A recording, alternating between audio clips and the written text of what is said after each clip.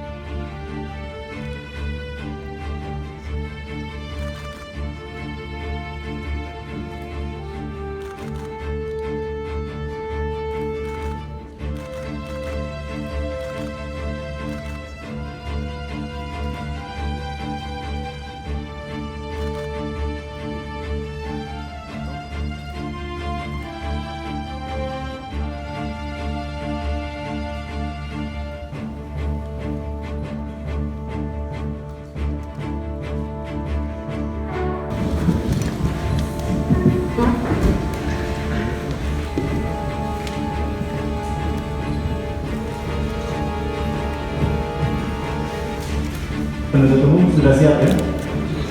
Terdakwa sudah ada di terdakwa sudah langsung terjadi di saudara.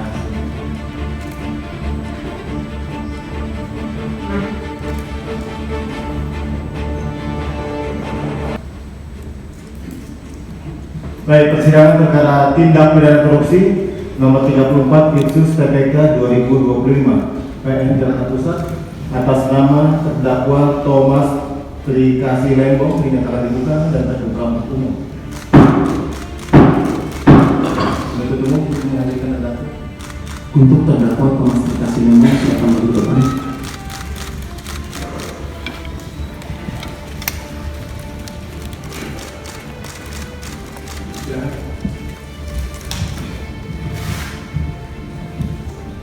Saudara Thomas Trikasih Lembong sehat? Syukur. Baik, jadi agenda persidangan kita hari ini adalah putusan dari majelis hakim ya, atas eksepsi yang diajukan oleh terdakwa melalui penasihat hukum. Jadi putusan akan kami bacakan, namun perlu kami sampaikan untuk hal-hal yang sudah kita dengar bersama, surat dakwaan juga eksepsi yang pada sudah dibacakan di penasihat sebelumnya, untuk tidak dibacakan kembali ya, untuk singkatnya pembacaan putusan. Demikian tidak saudara.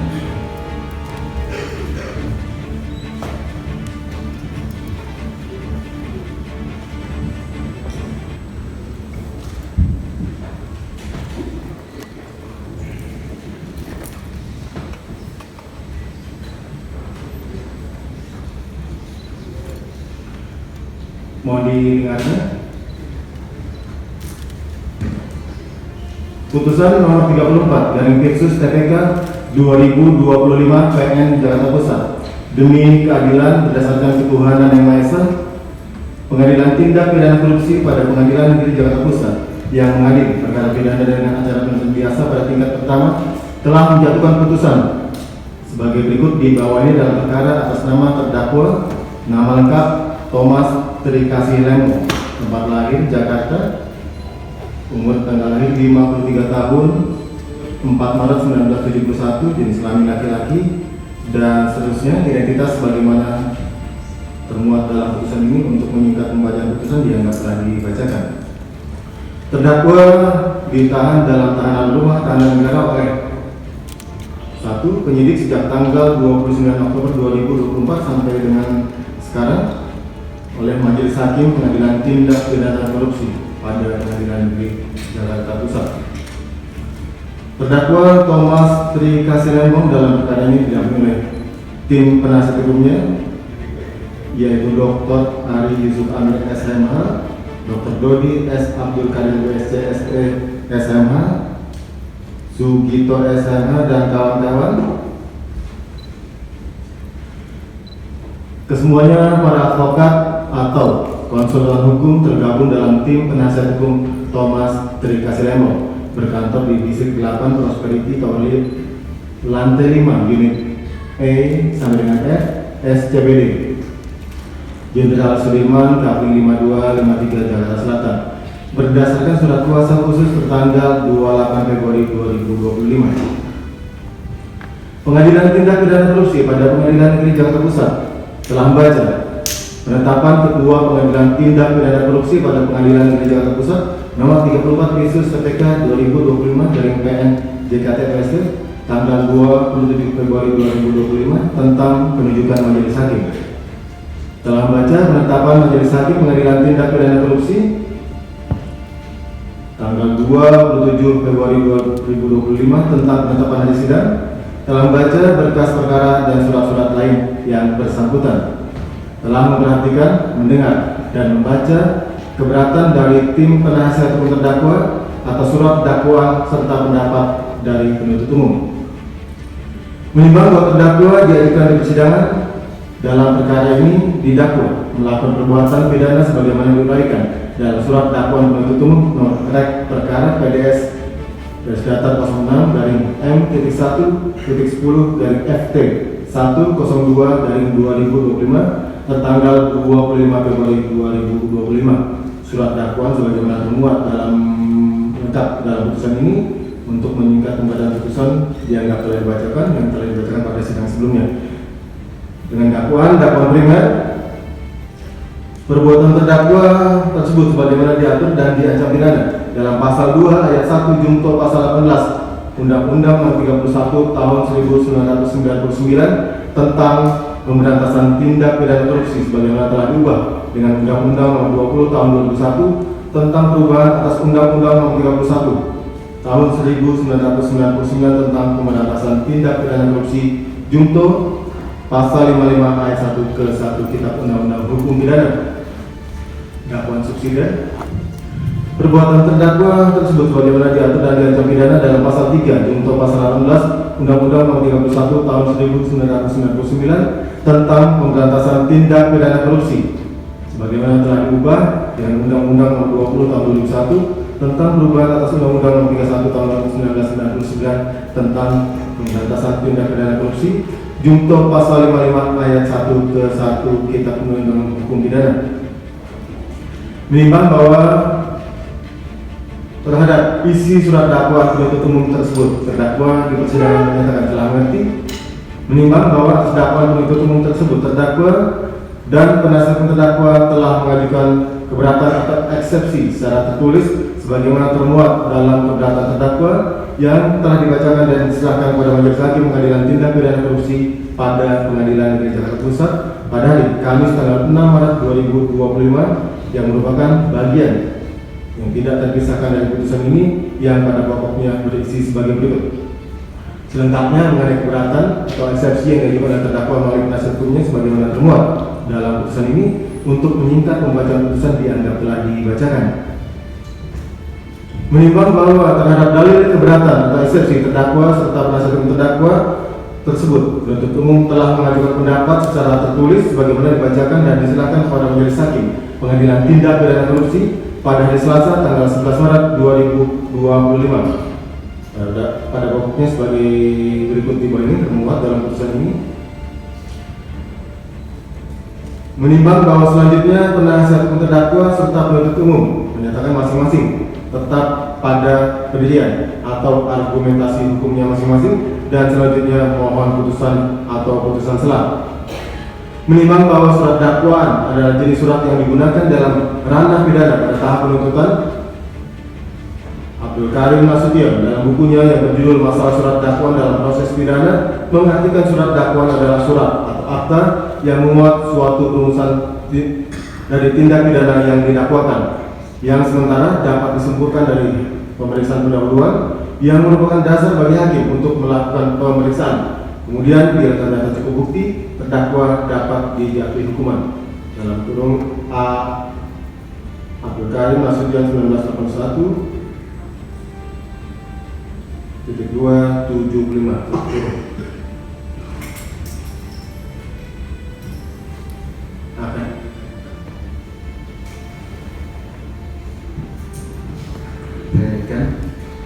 Menimbang bahwa pasal 14 huruf D KUHP menerangkan bahwa membuat surat dakwaan adalah salah satu kewenangan dan penuntut umum berdasarkan ketentuan 140 ayat 1 KUHP. Surat dakwaan dibuat secepatnya apabila penuntut umum berpendapat bahwa dapat dilakukannya penuntut dari hasil penyidikan. Menimbang bahwa surat dakwaan yang dibuat tersebut akan disertakan penuntut umum saat pelimpahan perkara ke pengadilan negeri. Hal ini sebagaimana tertuang dalam pasal 143 ayat 1 KUHP yang menyatakan bahwa penuntut umum melimpahkan perkara ke pengadilan negeri dengan permintaan agar segera mengadili perkara tersebut disertai dengan surat dakwaan. Menimbang bahwa selanjutnya terdakwa diberi kesempatan oleh majelis hakim untuk mengajukan eksepsi atau keberatan, menurut HR segera setelah hakim ketua sidang membuka sidang pengadilan, terdakwa atau penasihat hukumnya dapat melakukan suatu perlawanan dengan mengungkapkan eksepsi, misalnya A. Pengadilan tidak berwenang untuk menghadiri perkara yang bersangkutan. B. Dakwaan dari penuntut umum harus menyatakan sebagai tidak dapat diterima. Atau C. Surat dakwaan dari penuntut umum harus menyatakan sebagai batal dan dihukum. Menimbang bahwa perlawanan tersebut hakim harus memberikan putusannya dan atas putusan tersebut terdakwa dapat minta banding ke pengadilan tinggi bersama-sama dengan banding atas putusan akhir dari pengadilan mengenai perkara pidana. Menimbang bahwa KUHP sendiri mengatur jenis-jenis estetik tersebut dalam pasal 156 ayat 1 KUHP, di mana berdasarkan ketentuan pasal 156 ayat 1 KUHP dan menurut pedoman pelaksanaan tugas administrasi pengadilan buku 1 ada 3 macam keberatan yang dapat diajukan oleh terdakwa atau penasihat hukumnya, yaitu 1. Keberatan tidak berwenang mengadili. 2. Keberatan dakwaan tidak dapat diterima. Dan 3. Keberatan surat dakwaan harus dibatalkan.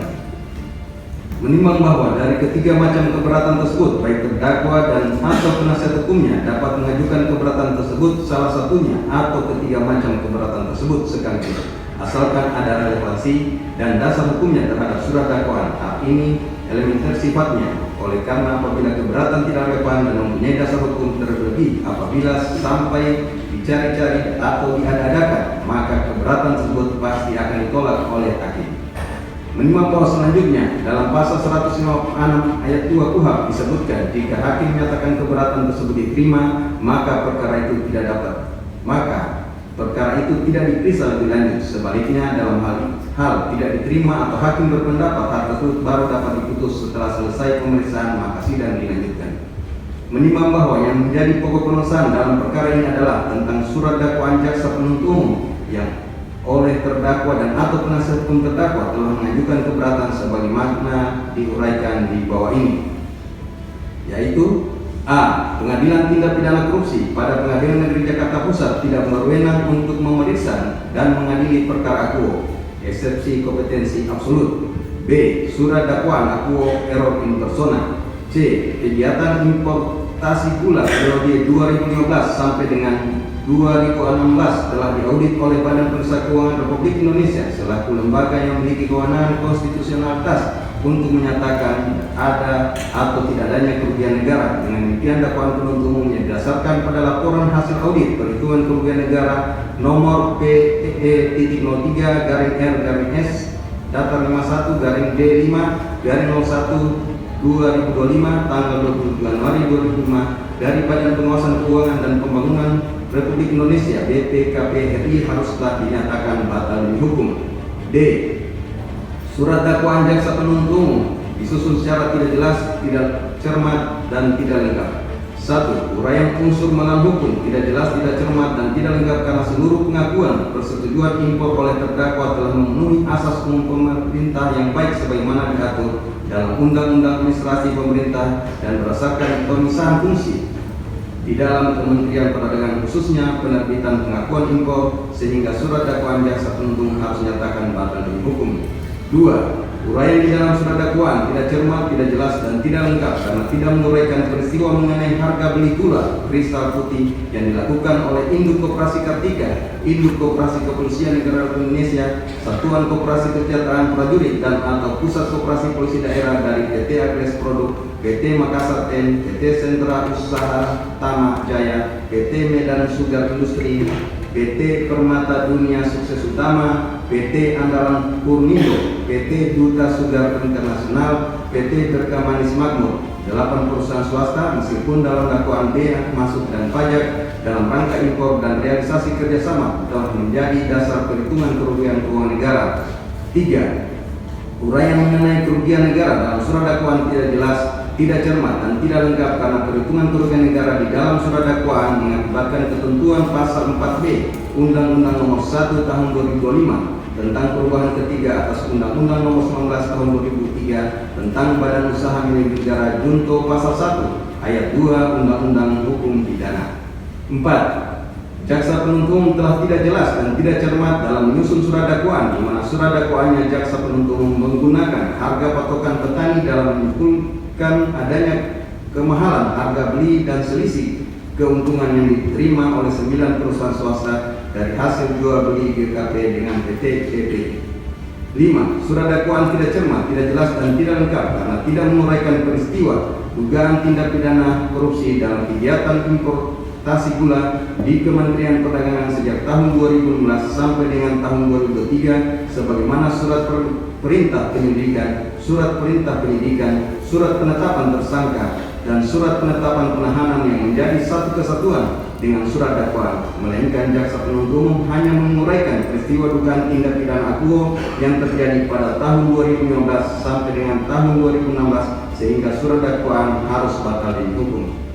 Menimbang bahwa selanjutnya majelis hakim akan mempertimbangkan apakah cukup beralasan untuk menyatakan surat dakwaan atas nama terdakwa Thomas Trikasi Lembong dalam perkara ini dinyatakan tidak dapat diterima atau batal demi hukum sebagaimana isi keberatan dari penasihat hukum terdakwa tersebut. Menimbang bahwa mengenai huruf keberatan huruf A tentang pengadilan tindak pidana korupsi pada Pengadilan Jakarta Pusat tidak berwenang untuk memeriksa dan mengadili perkara quo eksepsi kompetensi absolut karena perbuatan-perbuatan yang dilakukan oleh terdakwa sifatnya administrasi saja dan sanksinya bukan sanksi tindak pidana korupsi. Majelis Hakim berpendapat bahwa setelah Majelis Hakim membaca, meneliti, dan mencermati eksepsi keberatan penasihat hukum terdakwa tersebut, di mana penasihat hukum terdakwa telah mengajukan materi keberatan dengan mengemukakan adanya fakta-fakta hukum bahwa telah menarik suatu kesimpulan yang semuanya sudah masuk ke dalam materi pokok perkara yang justru akan dibuktikan kebenarannya di persidangan, sehingga keberatan tersebut adalah tidak beralasan menurut hukum dan harus dinyatakan tidak dapat diterima. Menimbang bahwa mengenai keberatan huruf B tentang surat dakwaan akuo error in persona karena telah menetapkan terdakwa sebagai pihak yang ikut bertanggung jawab atas perbuatan yang dilakukan oleh 9 perusahaan dengan PT PPI, Majelis Hakim berpendapat bahwa pada persidangan pertama hari Kamis tanggal 6 Maret 2025 sebagaimana ketentuan pasal 155 ayat 1 KUHP, Hakim Ketua Sidang menanyakan kepada terdakwa tentang nama lengkap, tempat lahir, umur dan tanggal lahir, jenis kelamin, kebangsaan dan tempat tinggal, agama dan pekerjaan. Selanjutnya atas semua pertanyaan Hakim Ketua Sidang tersebut telah dijawab dan dibenarkan oleh terdakwa sendiri. Demikian pula pada saat penuntut umum membacakan surat dakwaannya, terdakwa juga membenarkan dan tidak mengajukan keberatan atas nama dan identitas yang tercantum dalam surat dakwaan tersebut. Jadi dengan demikian menurut pendapat Majelis Hakim dalam perkara tindak pidana korupsi atas nama terdakwa Thomas Trikasi Lembong tidak terjadi kekeliruan mengenai orang yang dimaksud atau kekeliruan mengenai orang error in persona. Sedangkan mengenai peranan terdakwa dalam perkara penggerak, menyuruh, sebagai pembantu atau sebagai orang ikut bertanggung jawab dalam tindak pidana korupsi terkait kegiatan importasi gula di Kementerian Perdagangan RI tahun 2015 sampai dengan tahun 2016 yang merugikan keuangan negara, tentunya hal tersebut baru dapat diketahui setelah memasuki agenda pembuktian dalam persidangan, sehingga keberatan tersebut adalah tidak beralasan menurut hukum dan harus nyatakan tidak dapat diterima. Menimbang bahwa mengenai keberatan huruf C tentang kegiatan importasi gula periode 2015 sampai dengan 2016 telah diaudit oleh Badan Pemeriksa Keuangan Republik Indonesia selaku lembaga yang memiliki kewenangan konstitusionalitas untuk menyatakan ada atau tidaknya kerugian keuangan negara. Dengan demikian dakwaan penuntut umum yang didasarkan pada laporan hasil audit perhitungan kerugian negara nomor PE.03-R-S data 51-D5-01-2025 tanggal 20 Januari 2025 dari Badan Pengawasan Keuangan dan Pembangunan Republik Indonesia BPKPRI harusnya dinyatakan dibatalkan hukum. Majelis Hakim berpendapat bahwa apa yang dijadikan alasan keberatan penasihat hukum terdakwa tersebut sudah merupakan materi dari perkara ini yang seharusnya harus tersebut dibuktikan dan ditunjukkan dalam pembuktian dalam persidangan dan bukan merupakan alasan keberatan sebagaimana yang diatur dalam pasal 156 ayat 1 KUHP, sehingga keberatan tersebut tidak beralasan menurut hukum dan harus dinyatakan tidak dapat diterima.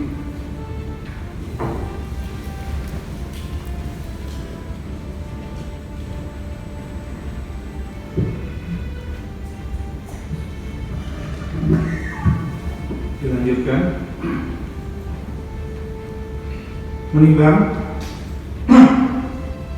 bahwa mengenai keberatan huruf D tentang surat dakwaan jaksa penuntut umum disusun secara tidak jelas, tidak cermat dan tidak lengkap, Majelis Hakim berpendapat bahwa mengenai uraian cermat, jelas dan lengkap adalah merupakan persyaratan material dari surat dakwaan, dan mengenai uraian cermat, jelas dan lengkap tersebut memang tidak kita temukan dalam penjelasan umum dari pasal 143 KUHP. Akan tetapi dalam surat edaran Jaksa Agung Republik Indonesia nomor SE 004 dan seterusnya tentang pembuatan surat dakwaan tanggal 16 November 1993 ditemukan uraian secara cermat, jelas dan lengkap sebagai berikut.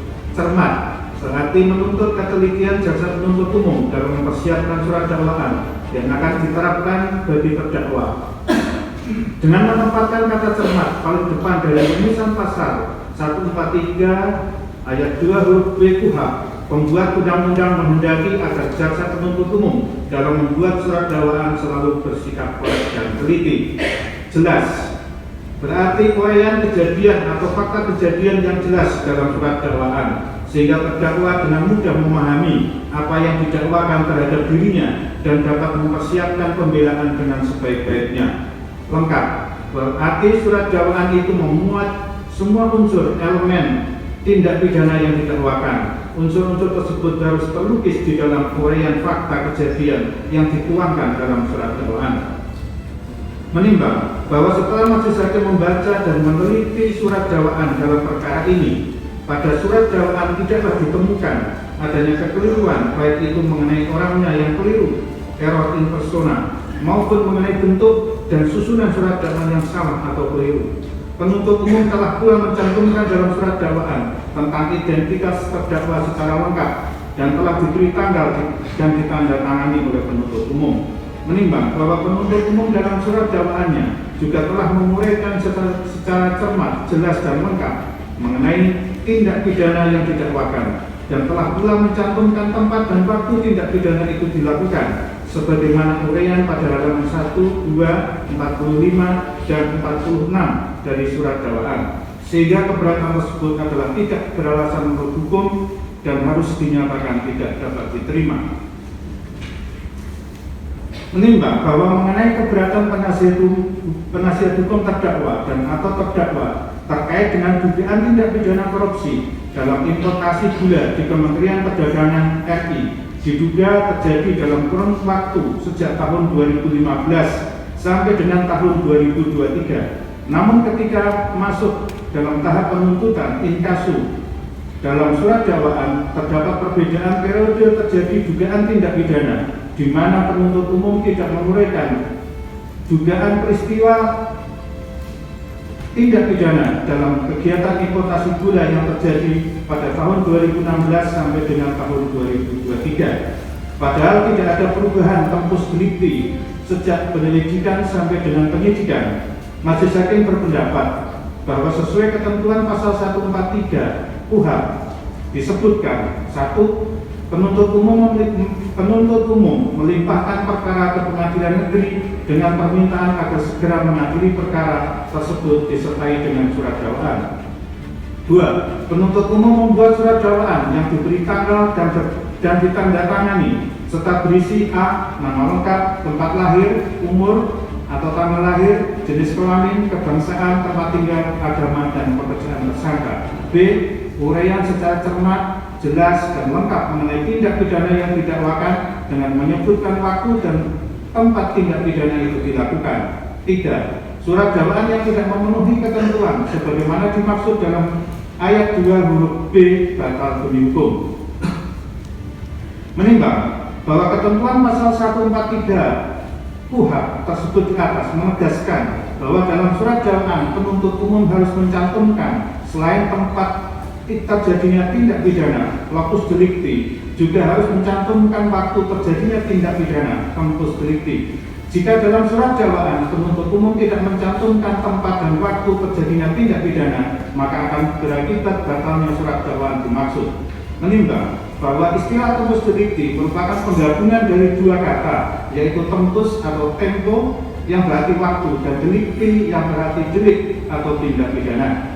Sehingga berdasarkan pengertian tersebut di atas, istilah tempus delicti dapat diartikan sebagai waktu terjadinya suatu delik atau tindak pidana. Lebih luas lagi, penentuan tempus delicti sangat penting untuk menentukan apakah suatu undang-undang dapat diterapkan terhadap suatu tindak pidana. Menimbang bahwa menurut Mulyatno dalam bukunya yang berjudul Asas-Asas Hukum Pidana menjelaskan bahwa penentuan waktu terjadinya tindak pidana tempus delicti sangat diperlukan meskipun tidak ada ketentuan khusus yang mengatur mengenai hal tersebut dalam undang-undang hukum pidana. Lebih lanjut, Mulyatno menyebutkan bahwa keberadaan tempus delicti diperlukan karena berkaitan dengan hal sebagai berikut. 1. Untuk memecahkan persoalan tentang berlakunya peraturan hukum pidana atau kewenangan instansi untuk menuntut dan mengadili bersama dengan locus delicti. 2. Memiliki arti penting bagi lex temporis delikti maupun hukum transitor dan mengenai keadaan jiwa atau umur dari terdakwa serta berlakunya tenggang daluarsa. Menimbang bahwa Kuhap menegaskan kewenangan melakukan penuntutan dipegang oleh jaksa selaku penuntut umum, yaitu dalam hal menerima dan memeriksa berkas perkara hasil penyidikan dari penyidik. Selanjutnya, penuntut umum melimpahkan berkas perkara ke pengadilan untuk diperiksa dan diputus oleh hakim di sidang pengadilan. Ketentuan itu diatur dalam pasal 1/7, pasal 14 dan pasal 137 KUHP. Menimbang bahwa kewenangan melakukan penuntutan sejatinya menjadi monopoli mutlak penuntut umum yang lazim disebut asas dominus litis, yang berasal dari bahasa Latin yaitu dominus yang artinya pemilik dan litis yang mempunyai arti perkara atau tindakan. Menimbang bahwa asas dominus litis menegaskan bahwa tidak ada badan lain yang berhak melakukan penuntutan selain penuntut umum yang bersifat absolut dan monopoli. Jaksa penuntut umum menjadi satu-satunya lembaga yang memiliki dan memonopoli penuntutan dan penyelesaian perkara pidana. Hakim tidak dapat meminta supaya perkara pidana yang terjadi diajukan kepadanya, sebab hakim dalam penyelesaian perkara hanya bersifat pasif dan menunggu tuntutan dari penuntut umum. Menimbang bahwa asas ini otomatis menempatkan penuntut umum selaku pengendali perkara, sehingga dapat atau tidaknya dilakukan penuntutan terhadap suatu perkara tindak pidana hasil penyidikan oleh penyidik adalah mutlak wewenang penuntut umum. Begitu pula penuntut umum dapat menghentikan penuntutan dengan alasan tidak cukup bukti, peristiwanya bukan tindak pidana dan perkaranya ditutup demi hukum. Menimbang bahwa surat dakwaan merupakan penataan konstruksi yuridis atas fakta-fakta perbuatan terdakwa yang terungkap sebagai hasil penyidikan dengan cara merangkai perpaduan antara fakta-fakta perbuatan tersebut dengan unsur-unsur tindak pidana sesuai dengan ketentuan undang-undang pidana yang bersangkutan. Pembuatan surat dakwaan dilakukan oleh penuntut umum bila ia berpendapat bahwa dari hasil penyidikan dapat dilakukan penuntutan sebagaimana ketentuan pasal 140 ayat 1 KUHP.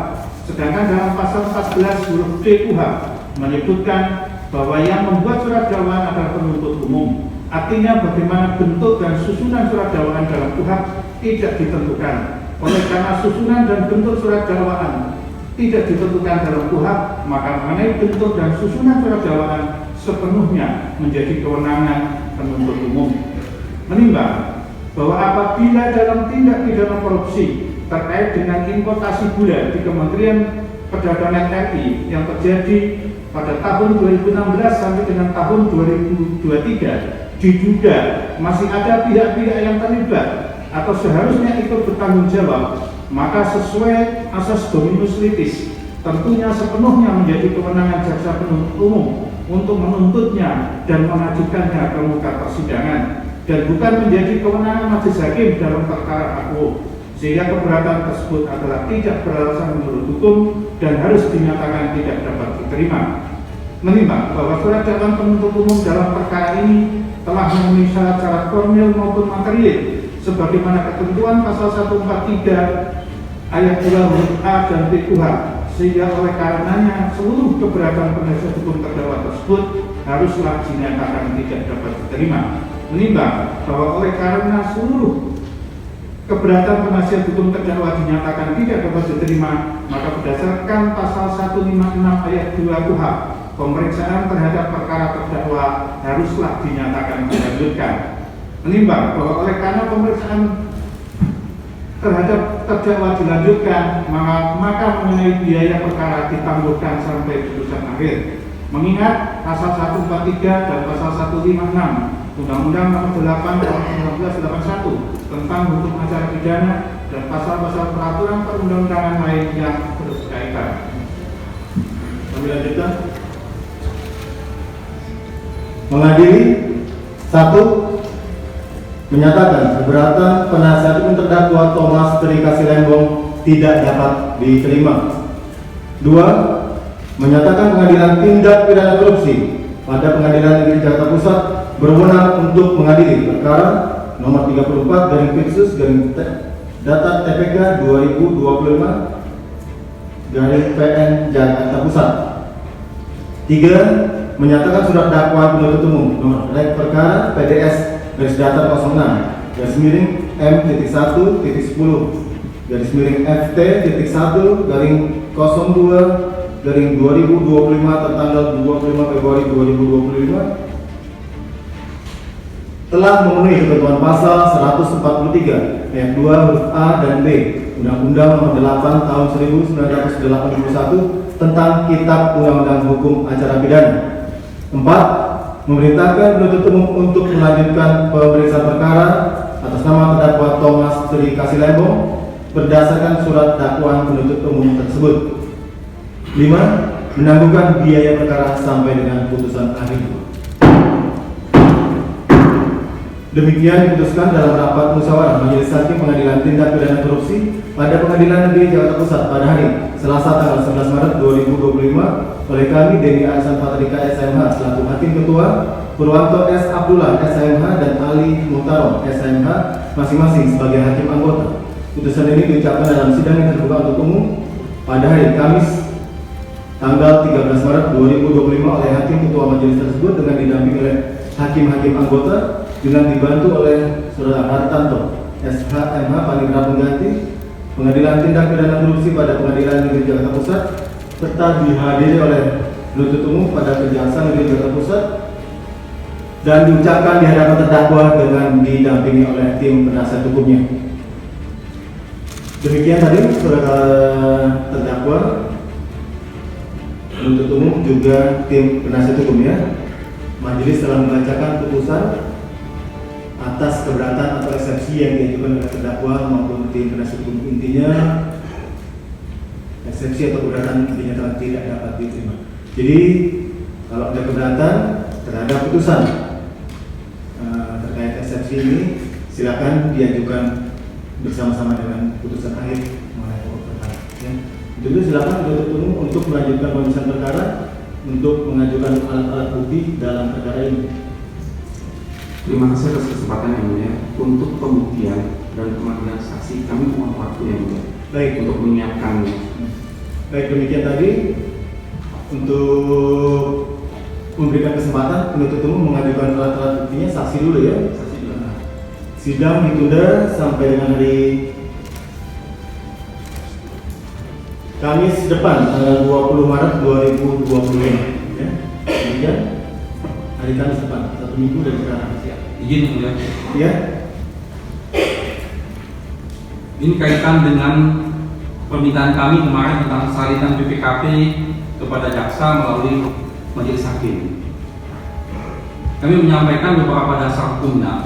Pertama, pasal 15 Undang-Undang Kekuasaan Kehakiman. Pada pokoknya di situ menjelaskan bahwa hakim wajib memberi bantuan untuk kepentingan peradilan, di mana berdasarkan penjelasan pasal 15 tersebut, bantuan untuk kepentingan peradilan dimaksud adalah salah satunya dalam hal administrasi berkas perkara termasuk kelengkapan bukti. Lalu kaitan dengan pasal 1 angka 9 KUHP junto pasal 4 ayat 1 Undang-Undang Kekuasaan Kehakiman yang pada pokoknya menyatakan dalam hal mengadili hakim harus memeriksa dan memutus perkara pidana berdasarkan asas bebas, jujur dan tidak memihak, fair. Lalu tentang pasal 72 KUHP menyatakan terdakwa penasihat hukum berhak mendapatkan surat-surat lainnya yang ada dalam berkas untuk kepentingan pembelaan. Dan ini yang terakhir, yang paling penting Majelis Hakim adalah pasal 39 ayat 2 Undang-Undang BPK junto putusan Mahkamah Konstitusi nomor 31 PUU 10/2012. Di situ dinyatakan diketahui hasil audit perhitungan kerugian keuangan negara harus dibuka kepada terdakwa agar dapat diuji dalam persidangan dan diakses oleh terdakwa atau penasihat hukumnya. Nah, kaitan tersebut kami tentunya kalau dapat salinan tersebut kami akan dapat menguji, menghadirkan ahli untuk melihat tentang perhitungan BPKP tersebut. Tapi kalau hanya dihadirkan sekali lewat pada waktu nanti pembuktian, kami tidak punya kesempatan untuk melakukan itu. Mohon pertimbangan hakim agar ini betul-betul dipertimbangkan secara baik, karena ini persidangan kita disaksikan seluruh masyarakat Indonesia, dan ini akan banyak berdampak kepada penegakan hukum kita. Kami mohon ketegasannya hakim untuk meminta jaksa menyediakan keputusan ini. Terima kasih. Cukup dulu ya. Baik, jadi sebelum kami minta, kami tanyakan dulu penuntut umum terhadap permohonan dari penasihat hukum terdakwa tersebut bagaimana? Apa sudah bisa langsung disiapkan, dipenuhi? Silakan. Sebagaimana yang telah pernah kami sampaikan bahwa laporan hasil pemeriksaan BPKP itu merupakan alat bukti surat kami yang akan dibuka nanti ketika pada pemeriksaan ahli dan yang dihadirkan dari BPKP. Siap. Baik,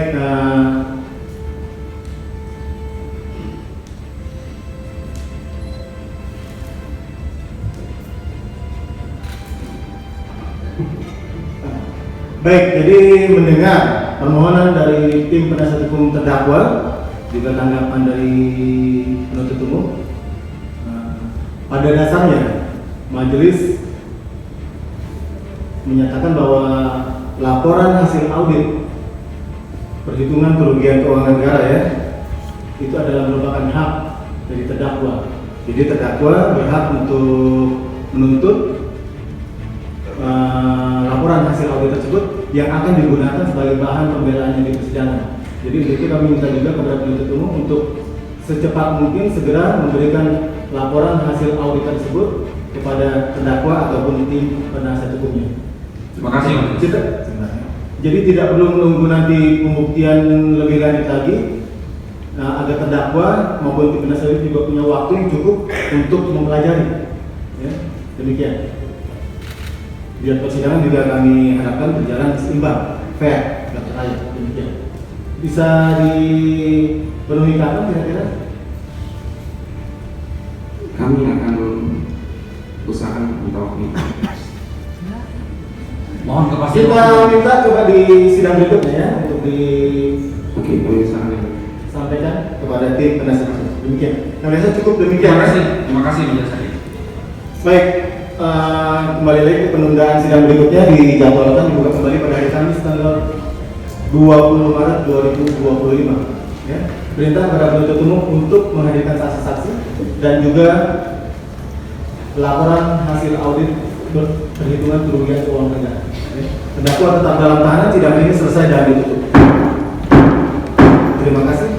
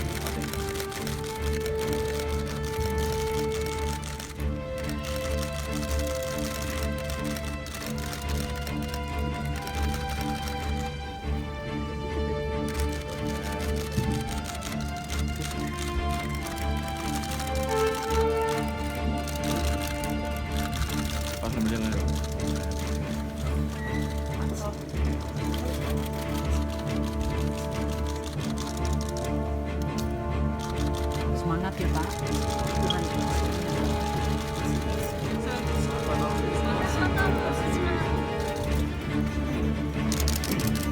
Kami tentunya menghormati keputusan Majelis Hakim atas eksepsi yang kami ajukan. Dan saya pribadi sangat berterima kasih atas kesempatan yang diberikan, juga atas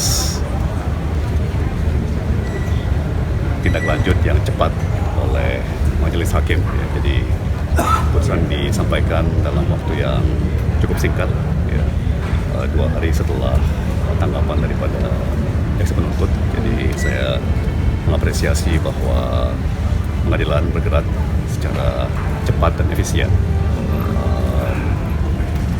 Dan tentunya hari ini saya terutama mengapresiasi keputusan Majelis Hakim bahwa memang laporan audit BPKP yang terkait perkara saya harus segera disampaikan kepada kami sebagai terdakwa supaya adil, supaya fair, supaya kami punya waktu untuk meneliti dan mempersiapkan pembelaan dan juga tentunya saksi-saksi ahli terkait. Tentunya kami masih tetap kecewa dengan dakwaan yang kualitasnya patut disesalkan. Ya. Sekali lagi sangat-sangat tidak mencerminkan secara akurat realita yang terjadi, ya, dan kami tentunya siap untuk membuktikan hal tersebut di dalam persidangan. Terima kasih semuanya. Terima kasih Pak. Terima kasih.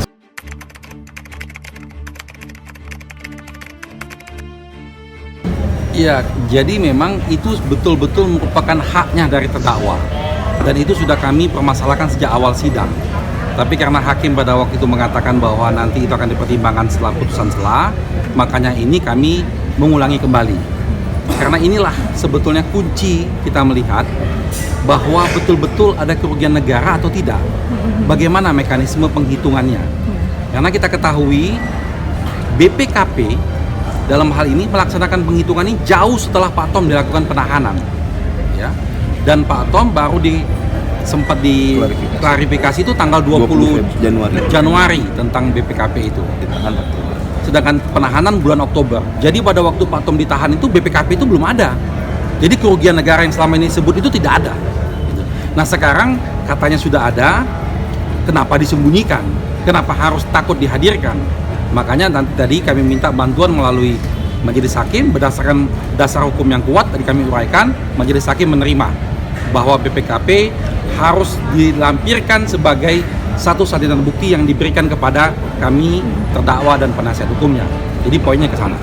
Ya kita ketahui bahwa perkara Thomas Trekasi Lembong ini kan menarik perhatian publik. Masyarakat Indonesia semua mengikuti proses persidangan ini. Jadi kalau dalam proses ini ada yang salah, apakah itu jaksanya ataukah hakimnya, maka akan dinilai oleh semua masyarakat bangsa Indonesia dan mempunyai dampak yang luar biasa terhadap penegakan hukum kita. Makanya itu tadi kami sampaikan semua dasar-dasarnya sangat jelas dan sangat clear. Bahkan putusan Mahkamah Konstitusinya kami sampaikan juga. Dengan pertimbangan yang kuat tadi, hakim langsung memutuskan seperti itu.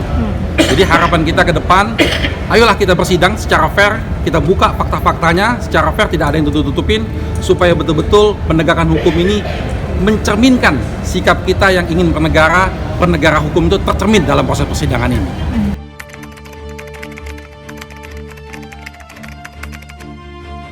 Ya, itu nanti juga sudah merupakan pertimbangan kami.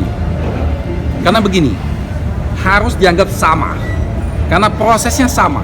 Sebelum dan sesudah Pak Tom, prosesnya sama persis. Jadi kalau Pak Tom salah, maka salah semua. Tapi kalau Pak Tom benar, maka benar semua. Harus begitu cara berpikirnya. Karena tidak ada yang membedakan antara kebijakan Pak Tom dengan kementerian yang lainnya. Baik yang sebelum maupun sesudahnya. Ya. Termasuk dari periode 2016 sampai kepada periode 2023. Semuanya sama. Ada tambahan? Udah. Jadi seperti yang sudah kita dengarkan, memang kita cukup menyayangkan atas putusan eksepsi, di mana hal yang paling kita sayangkan adalah Majelis Hakim tidak menguraikan apa korelasi pasal 14 dengan dakwaan yang didakwakan oleh jaksa penuntut umum. Dan menambahkan apa yang disampaikan Pak Ari Yusuf Amir tadi, tentunya bahwa proses impor itu adalah proses yang normal, proses yang biasa saja. Jadi sebelum atau sesudah Pak Tom dengan melakukan hal yang sama, artinya itu tidak ada masalah gitu. Jadi ini bukan hal yang tindak pidana korupsi. Untuk itu kuncinya adalah ada di audit BPKP. Yang Pak Tom sendiri baru diklarifikasi tanggal 20 Januari 2025, sedangkan dia sudah ditahan dari 29 Oktober 2024. Nah, audit itu akan kita dalami, akan kita uji dengan ahli-ahli dan para pakar keuangan. Nanti seperti apa kita saksikan di pengadilan. Kita akan uji semuanya di pengadilan. Oke, makasih.